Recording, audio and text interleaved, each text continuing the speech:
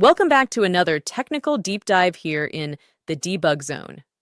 Today we're tackling a big question and breaking it down with insights from other users. Hopefully this clears up some misconceptions and helps you get the answer you need.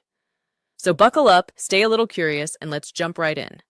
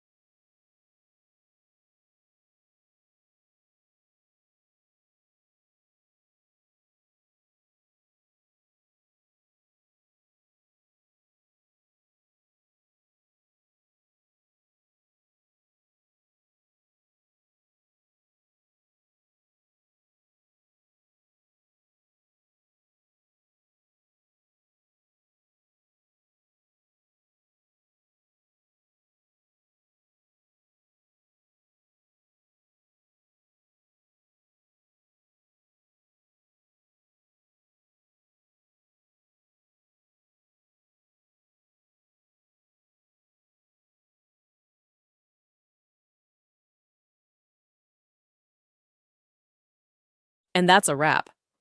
I hope you found the answer you were looking for. If you did, take a second to hit that subscribe button. It really helps out. And let me know in the comments which solution worked best for you. See you next time in the debug zone.